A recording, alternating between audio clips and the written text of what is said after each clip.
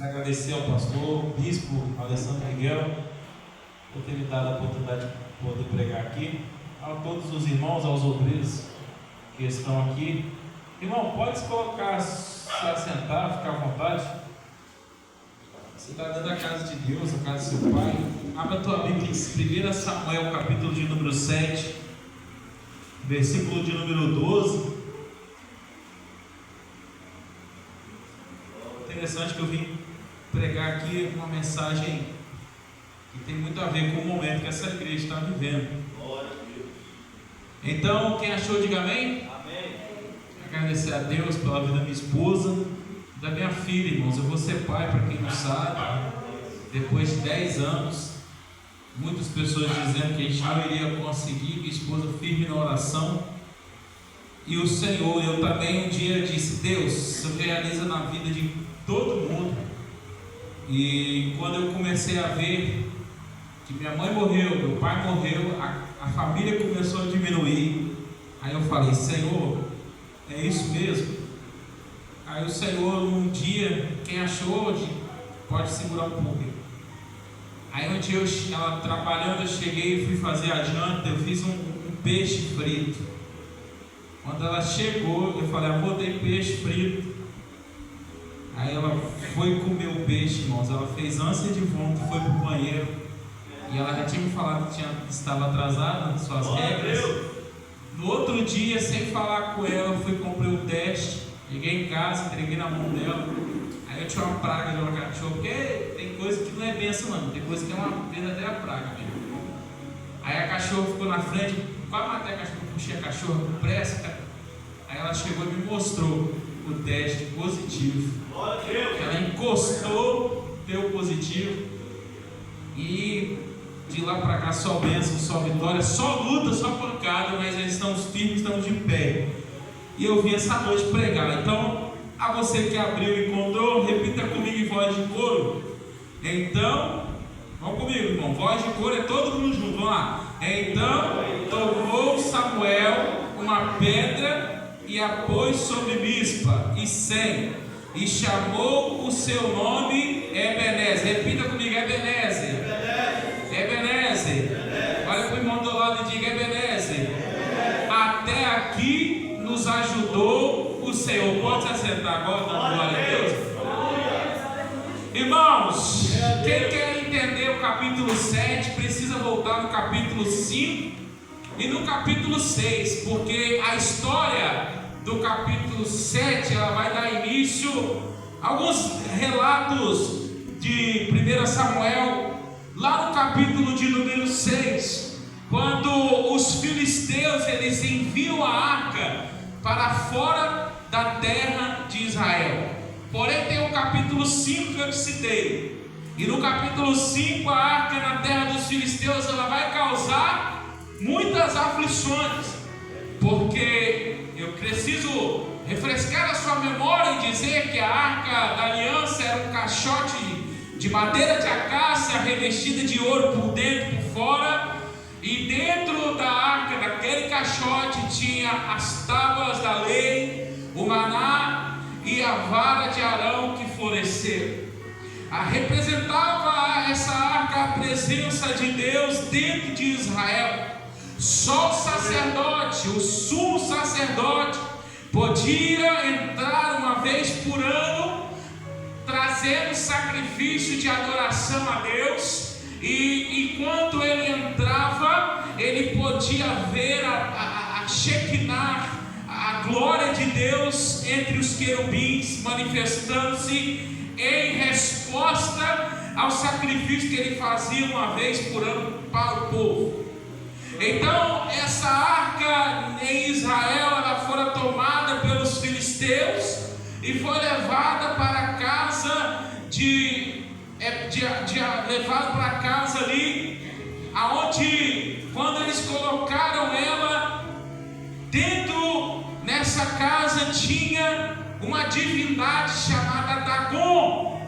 Dagon era um ser que representava um Deus com D minúsculo, com a cabeça de peixe, um Deus que representava um demônio. Então, diante da presença de Deus, aquela arca que fora colocada naquela casa, Dagon não resistiu e caiu. Foi no outro dia olhar aquela estátua derrubada diante da presença de Deus. Então passa-se esse período e numa outra noite eles erguem de novo e colocam Dagon em pé, porque Deus, com D minúsculo, não consegue levantar sozinho.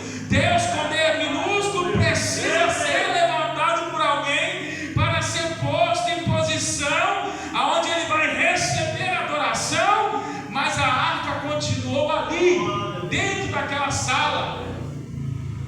Então a coisa vai piorar para o lado de Dagon, porque de repente, no outro dia, quem era servo de Dagon agora vai ver que as suas mãos e a sua cabeça tinham sido arrancadas. Eu quero liberar a primeira palavra profética da noite, baseada no texto da palavra de Deus.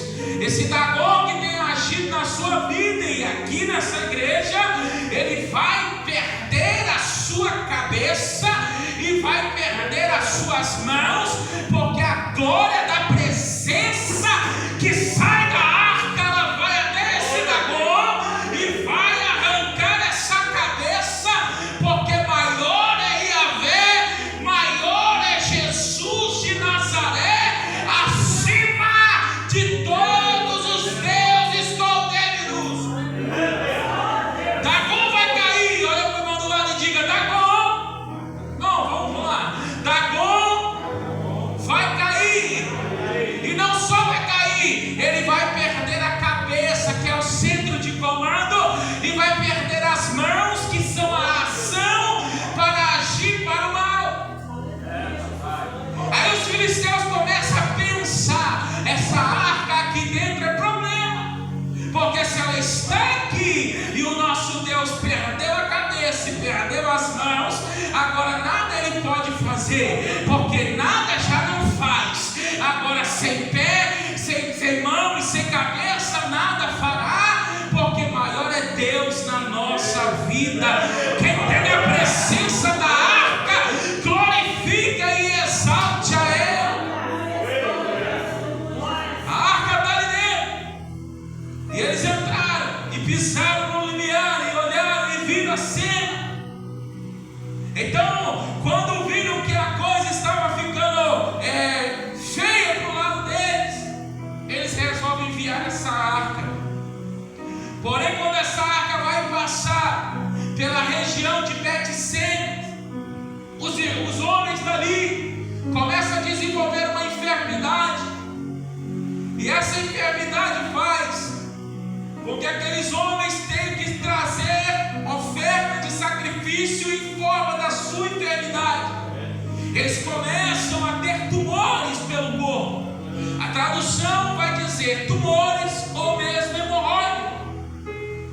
Eles então precisam fazer uma oferta de ouro no formato da sua enfermidade e trazer para que Deus de alguma forma aplacasse a sua ira sobre eles. Eles tiram a arca de Bet-Semes e enviam ela. E agora nós chegamos ao capítulo 7, aonde os homens de Kiriat Jearim levaram a arca e trouxeram a casa de Abinadab. Eu preciso que você fique atento, por quê? Porque a arca na casa de Abinadab foi bênção, mas dentro do templo de Dagon não era bênção. Na casa de Abinadab, Abinadab prospera, a arca fica ali por um bom tempo, e de repente eles levantam Eleazar para ser o sacerdote ou o guardião daquela arca. E Deus vai dizer para Samuel vai levantar um arrependimento sobre o monte.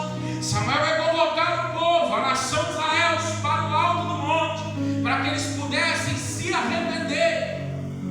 Quando eles começam a subir, os filisteus começam a ficar incomodados. Estavam parados, a arca na casa de Abinadab, abençoando a vida de Abinadab. Eu sinto a presença de Deus aqui essa noite.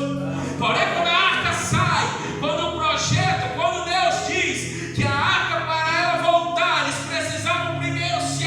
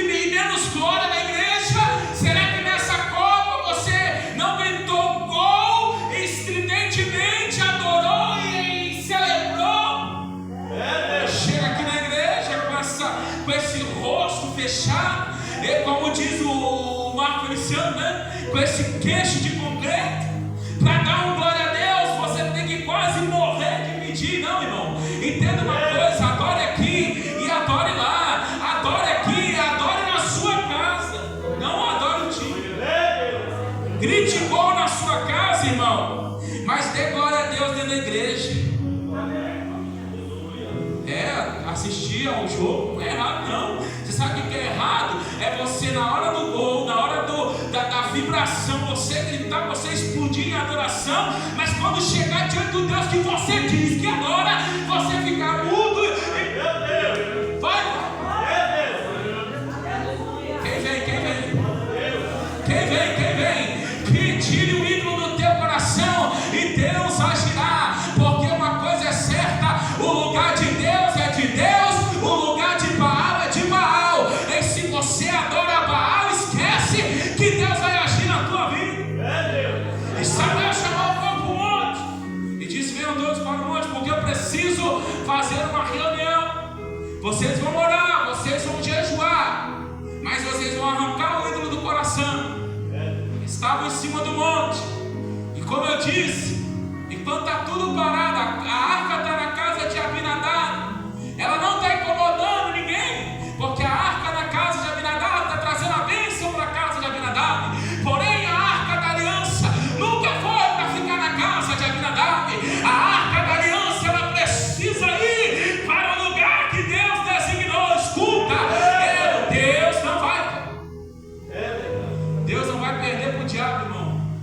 As lutas vão vir, as provas vão vir, mas foi só começar a mexer, foi só começar a limpar o terreno que Deus começou a mover a mão, irmão. Eu vou te falar uma coisa: tira o escorpião do seu bolso, não pense tanto em você, pense também na obra de Deus, porque você vai ver o que Deus vai fazer na sua vida. Deixe de comer, se preciso for, aquele lanche do fim de semana, para você poder doar uma lajota. Eu nem reúno aqui. Eu fiz uma oferta para essa igreja, e eu, sabendo no meu coração que eu preciso de muito mais do que eu entreguei. Só que segura que você vai chegar. Eu vou chegar lá. Quando o povo começa a subir, os filisteus começam a ficar incomodados. Na mente dos filisteus, aquilo era uma reunião. 3 coisas saltam na minha mente. Primeiro, os filisteus acharam que aquilo era uma reunião política. E quando Deus, eu preguei essa mensagem nos 3 anos da Igreja Família de Deus. Estou pregando aqui com outra perspectiva. Enquanto eu estava pensando nessa mensagem, e eu disse: não é uma reunião política. Então essa igreja, não é uma reunião política, porque não é o político que vai trazer o recurso. Glória a Deus. Não é uma reunião política, porque esse púlpito aqui, esse altar, não é para pedir voto. Não é uma reunião política, porque quando Israel estava em cima do monte reunido, eles estavam, ali os filisteus acharam que eles estavam se unindo. Para quê? Para eleger um novo rei, para eleger um deputado, para eleger um vereador. Eles pensavam que Israel estava unida. Você pode olhar o texto, unida para uma reunião política, e não era. A segunda coisa, os filisteus pensaram que Israel estava reunido para uma reunião militar, aonde eles colocaram ali as estratégias de guerra e as armas, e estavam preparando-se para ir contra os filisteus. Os filisteus começam a imaginar que Israel iria atacá-los a qualquer momento. Então, de repente, os filisteus começam a ter dentro da sua mente diabólica um pensamento: se a gente sobe agora, a gente pega eles, eles estão encurralados no alto do monte, eles não conseguirão fazer nada contra nós. Só que escuta uma coisa: Samuel não era alguém inexperiente. Samuel era um homem de Deus e sabia que Israel vivia em guerra. Existem duas linhas aqui que pode ser dita: ou Israel sobe com poucas armas,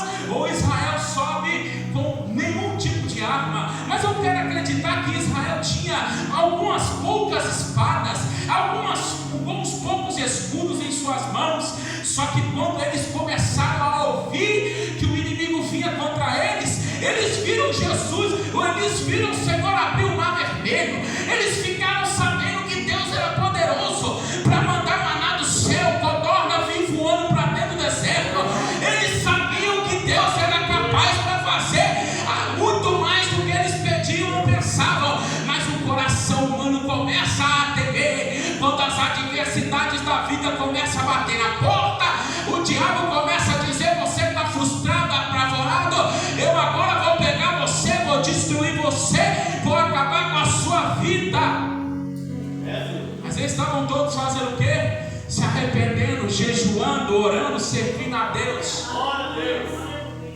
E Deus disse: preparai o vosso coração, servi só a Ele, e Ele vos livrará das mãos dos filisteus. Aí o que o povo vai fazer?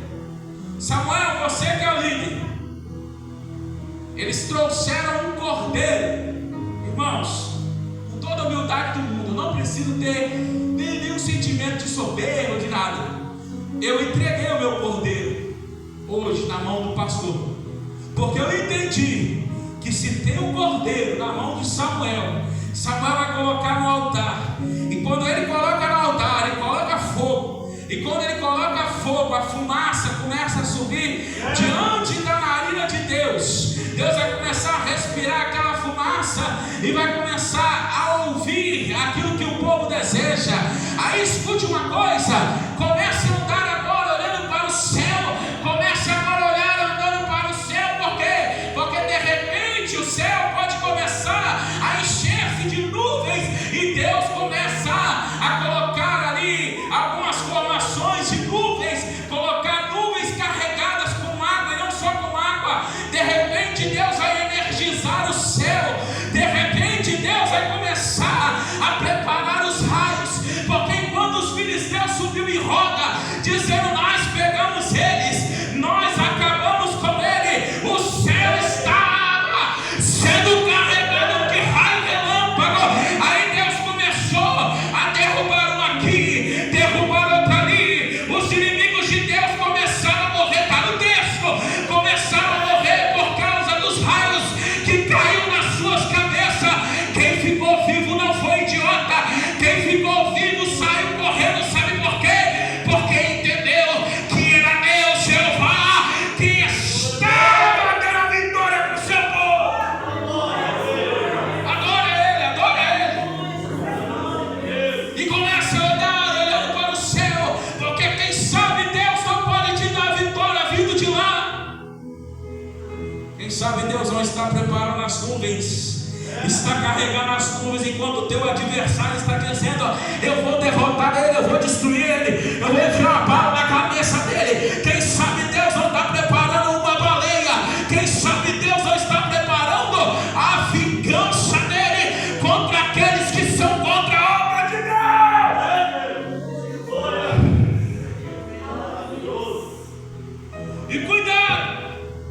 E cuidado, Deus te chamou para fazer parte de um projeto. Cuidado de colocar a sua mão naquilo que Deus está fazendo usar. Cuidado usar, porque usar vai tentar ajudar e coloca a mão na arca. O que acontece com usar, pastor? O que acontece? Usar tem uma boa intenção. É aqueles que chegam aqui dentro e dizem: pastor, estamos juntos, mas vai colocar a mão na arca no carro. Não põe a mão não. Essa arca não é para andar em carro de boi. Essa arca não é para andar em carro novo, não. Não importa se é carro novo, se é carro velho. Essa arca foi feita para andar no lombo daqueles que são adoradores do Cordeiro, que carrega no seu corpo as marcas de Cristo. Você quer ter a autoridade de Deus? Você quer ter diante de Deus algum crédito para falar algumas coisas? Seja perseguido, seja quase morto, seja ameaçado. Irmãos, evangelho é para quê? É cabra macho. Tem que ser muito macho ou muito mulher. Tem que ter muita fibra. Porque o evangelho, irmãos, não é evangelho, não é palhaçada não. igrejola, igreja as Chuck por aí, não. Não estou falando de Chuck, da igreja do Chuck, não. Eu estou falando de igreja que prioriza a palavra. E Deus me deu uma mensagem chamada daqui para frente, só para trás. Depois dessa copa, irmão, abre os teus olhos espirituais. Porque o engano já está aí, mas vai piorar. Nós vamos chegar para pregar em lugares onde as pessoas vão taxar a gente de louco, desequilibrado mentalmente. Graças a Deus, meu lado autista está quase saindo. Não era nem bipolar nem borderline. Era autismo, irmão. Aí é bom porque vai ter pelo menos um laudozinho para dizer. Aí, irmão, não tenho vergonha de falar, não. Agora ele até acorda já. Sabe por quê? Deus, ele faz seu caminho na tormenta. Ele é doido, ele fala curto e grosso. É porque ele é autista. Até nisso Deus tem. Esse cara não sai da cabeça, não é? Realmente não sou. Ele nasci com autismo. Graças a Deus. Se Deus quiser, irmão, eu tenho um sonho de ser o primeiro pregador dos Gideões Missionários autismo. Glória a Deus. É tanta gente que é tanta bandeira que eles levantam aí, minoria. Eu vou fazer até um termo desse negócio aqui, ó. Falando, tô brincando. É pra você segurar um pouco, pra você não bater a gente. Deus livra o povo por intermédio daquilo que ele traz de cima do céu, mas a resposta veio daquilo que o povo entregou na terra. A mensagem de hoje tem como tema: até aqui nos ajudou, continua nos ajudando e ele sempre vai nos ajudar. Verdade. Deixa eu falar uma coisa. Essa jovem aqui, ó, cabelo cacheado, vem cá, por favor, jovem. Senhora mesmo de cabelo cacheado. Foi ela que batizou recente, não foi? Parece que umas coisas, eu nunca nem te vi, mas parece que depois que batizou, algumas coisas começaram a sair do lugar, algumas coisas começaram a ficar complicadas. Parece que você já não tem mais sentido, parece que você agora é o peixe fora d'água. Mas deixa eu te dizer uma coisa, fecha os teus olhos. Deus manda eu te dizer, hoje Ele entra nas tuas dúvidas e repreende na sua mente uma dúvida que estava corrompendo e corroendo o seu coração. Por quê? Porque você diz: Deus, está tão difícil, parece que piorou. Bem-vinda, agora olha para mim, bem-vinda, moça, ao Evangelho. O Evangelho não é só flores, tem espinhos, mas a Bíblia vai dizer: Deus vai te ajudar. Pode se assentar. Se a luta está grande, ore por ela, irmão, ore por ela. Se a luta está grande, você pode saber de uma coisa: o Jesus que estava na cruz e não desistiu, Ele vai te ajudar. Olhe para 2 ou 3 aqui dentro e diga: Jesus vai te ajudar. Sabe por quê, irmão? A Bíblia manda a gente falar um com o outro. A Bíblia manda a gente consolar uma outra com essas palavras. Deus não nos esqueceu. Deus não está no céu e de alguma forma esqueceu a sua noiva. Essa bagunça, esse descontrole que parece que está no mundo, não saiu do controle de Deus. Deus tem um tempo certo para enviar o avivamento dele.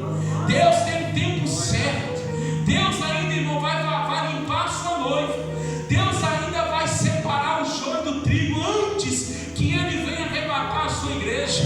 Deixa eu te falar mais uma coisa: se você quer ser como uma tocha, uma brasa tirada do altar, comece a comer a Bíblia, a palavra, orar e jejuar, para que você não seja levado em roda por qualquer vento de doutrina, aonde vão começar a dizer que o pecado não tem nada a ver. Meu irmão, eu vi tanta notícia nesse tempo de Copa que a minha mente quase entrou em parafuso. Eu tenho uma igreja em Vitória, uma grande igreja, colocou um telão para mais de 1000 pessoas assistirem a Copa dentro da igreja. Isso é igreja que já perdeu a arca da presença de Deus. Cadê os milagres que Jesus fazia? Cadê as curas que Jesus fazia? Cadê os demônios que as pessoas eram libertas? Agora escute uma coisa: essa noite você veio ouvir alguém que tem aprendido com Deus a todo dia afiar a sua espada.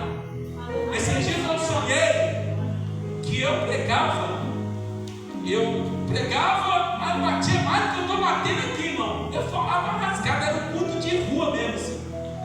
Talvez pode ser até lá, hein? E eu falava assim, eu falava nessas palavras: vocês precisam tomar vergonha na cara de vocês. De repente eu ia ver na fila assim, ó, as pessoas chorando. Aí eu como, né? Eu começava a adoçar, eu dizia: eu não estou falando isso porque eu odeio vocês, eu estou falando isso porque eu amo a alma de vocês. Mas depois do coro, né? Quem aqui já apoiou do pai e da mãe quando era criança? Quem aqui levou uns coros do pai? O pai depois pedia até perdão, mas na hora que batia, doía, irmão. Quem apanhou aqui do pai de umbigo de boi? Quem já apanhou do pai aqui de chinelo, fio, sapatado, irmão? Mangueira. Deus é pai, irmãos. E se ele é pai, ele bate. Mas escuta. Se ele é pai, ele bate. Minha filha não tinha nada. Deus mandou a cômoda e as roupas foram chegando e a gente foi colocando na caixa. Aí minha esposa até brincou assim: a menina está parecendo a Maria do bairro. Quem assiste aqui não precisa falar não, se assiste expor também não. Mas é uma novela mexicana que a mulher do chama. E a menina com as roupas dentro da caixa, parecendo a Maria do bairro. Quando ela começou, quando eu montei a cômoda, né? Aí eu montei, fui colocando pó aqui, encheu a cômoda inteira já.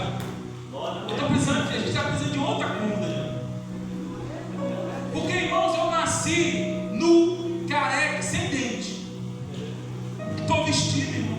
Glória a Deus. Eu tenho visto que Deus, ele é meu pai. E é um temor no meu coração em te dizer: muitos aqui dentro parecem que esqueceram que Deus é o seu pai. Aceite a correção, porque na hora da bênção ele vai abençoar o filho que é mais. Na hora, aceite a correção, porque na hora que ele for abençoar, ele vai abençoar o filho que é mais fiel e obediente. Agora Deus começou a bater, você vai desistir, irmãos? E eu sempre quero apoiar, mas eu quero que você fique sobre os seus pés e repita comigo essas palavras: até aqui nos ajudou, até aqui nos ajudou, continua nos ajudando, e ele vai sempre nos ajudar, e ele vai sempre nos ajudar, até concernente a salvação. Sabe por quê? Porque quando o pastor falava, eu pude sentir que há pessoas que ficaram preocupadas porque Jesus está voltando e a sua vida não está de acordo com a palavra de Deus. Mas eu quero dizer para você: aquele que começou a boa obra é fiel para terminar até o dia de Cristo. Ele vai terminar essa obra. Feche teus olhos. E enquanto eu oro, que o Espírito de Deus convença você que a melhor coisa é servir a Deus. Que você não entrou, talvez, na igreja mais luxuosa, talvez você não entrou no lugar mais confortável para a sua carne, mas você entrou no ringue de Deus. Você entrou aonde Deus, ele não vai ter dó de você. Deus não vai ter dó de bater em você, porque ele não teve dó, na verdade ele teve compaixão por Jesus, mas ele permitiu que Jesus sofresse. Quem dirá nós? Então se prepare para entrar no ringue de Deus. E vocês dois, ele uma hora ele te bate, outra hora você apanha. É mais ou menos assim. Mas é muito bom ser corrigido por Deus, porque Deus está completando a obra. Feche os olhos. Amado Deus, eterno, poderoso Pai, Senhor, que essa palavra entre como um prego, Pai amado, bem fixado em cada coração. Ó Deus, e que o Teu Espírito Santo ande conosco por essa semana, ó Deus amado, ó Pai amado, por este mês, e que nós possamos renovar a aliança contigo essa noite. Aqueles que estão com seus pés fracos, fraquejando, ó Deus, que possam ser fortalecidos na graça, ó Pai, que nós possamos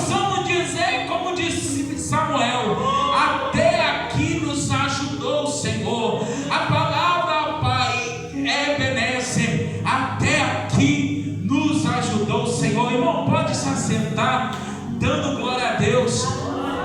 E repita essa semana, irmão, prática de fé, isso aqui. Inteligência espiritual. Você vai para o seu trabalho, vai acordar, em vez de você dizer: eu tenho que ir para aquela praga daquele emprego, ou qualquer outro nome menos pior que você achar, você vai dizer: até aqui nos ajudou o Senhor. Depois que eu me converti de fato, quando eu acordo, eu agradeço a Deus. Raramente eu esqueço. Porque se nós acordamos, é Deus nos dando mais um motivo para nós nos arrependermos. Se você olhar, procurar saber, morreu um vizinho do pastor, o Fernando, vulgo carioca, uma pessoa que viveu muitos e muitos anos na sarjeta da vida.